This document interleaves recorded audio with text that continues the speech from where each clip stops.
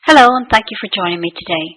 In this short video tutorial, I will show you how to enforce your brand throughout the digital publication. To begin, let's look at some samples. The first sample we will look at today has most of the default settings that we apply with the software.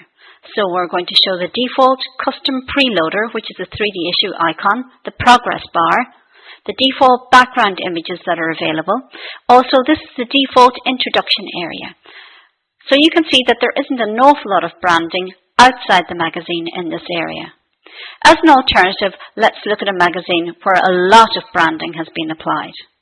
This is our Super Bowl sample, again available on the website. A much busier screen. Let's look at the areas they have used to enforce their brand. They have a banner advertising area available at the top of the magazine, which they have chosen not to use for advertising, but rather to reinforce their brand with appropriate graphics instead. The corporate logo is available in the top corner of the magazine. The features panel, which is available to the end reader as a little control panel, has been set in white so that it stands out against the very, very busy background image. Again, another area that this client has chosen to use to reinforce their brand. What we had as a little introduction area on the default setting has been changed by this client again to a graphic that represents and reinforces their brand. Let me just remind you what the default setting was for this specific area. Here we have our introduction. Okay, now you can see that this magazine is in skinless mode, which means that we're not allowed to have any space on the screen for the advertising banner. However, our other client chose to have it in normal mode, where they did have the ability to use this advertising banner to reinforce their brand. So let's just recap on those few areas. The custom preloader, which is a little icon that appears as the magazine is loading. This has been customized within this magazine also. Let me just show you. Right here. And the progress bar has been changed to suit the corporate colors. The features icons, which are available to the end reader, the corporate logo, the advertising banner, and the introduction area. Now let me show you where all of those areas can be modified within the software. Let's start with that corporate logo. On the first tab of the magazine, the Content tab, as part of our profile setup, we can establish where to put our corporate logo. So in this area, we simply move to Logo and Text, and we browse through our system and apply the correct logo. That's straightforward. Most of the other changes will take place in the Design tab, under the Appearance panel. By opening Appearance, you'll see that we're presented with the option to have magazine of type normal or a skinless version of the magazine. Skinless doesn't give us the same gives us a lot more real estate on screen for the magazine itself, but perhaps limits us slightly in what we can use for the branding. Let me just show you an example of another skinless magazine. Here we have the Manhattan Bride. Now in this setup, it's a skinless mode, which means I don't have the advertising banner available at the top. This customer has not applied any corporate logo.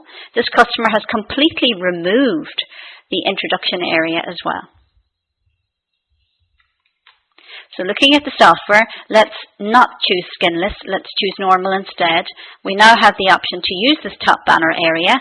By default, the setting is to disable it, but you can choose to enable it, and then it will prompt you to add in the files that you want to have in this area.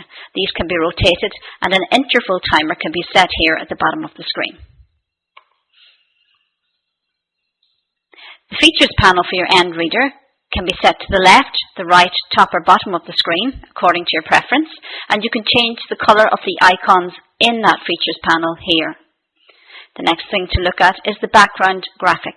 That's the very busy background graphic that was used by Super Bowl. However, we do provide you with a wooden floor or concrete option with the software, but more likely you will take the custom option when you will be prompted to provide your own graphic to be used as a background graphic. The preloader refers again to the little icon that appeared as the magazine was waiting to load. And again, the default option there, as you saw on our first publication, was the 3D issue logo. You will want to change that to custom, and then you will be prompted again within your system to select the correct PNG file or graphic file. You can also change the color of the progress bar so that it's no longer white and that it's more fitting with your corporate colors, for example. And this refers to the progress bar as the magazine is waiting to load. The introduction area, you remember, the default for this was some text that we provided. Here's just a quick reminder of what that looked like. And as you saw with Super Bowl, they completely replaced it with their own preferred graphic instead. So that was the introduction area. They would have chosen not to use the default and not to disable it, which is what happened on the Manhattan Bride edition, but they chose custom instead. And that concludes all of the features that we discussed. So let's just remind ourselves what they were in terms of reinforcing brand within the digital magazine. The normal mode, the corporate logo, the features panel and the icons on that feature panel, the background graphic, the introduction area, and the custom preloader which loads before the magazine is loaded, along with the progress bar on that custom preloader. All of these areas can be used to enforce your corporate brand within this digital publication. Thanks for listening.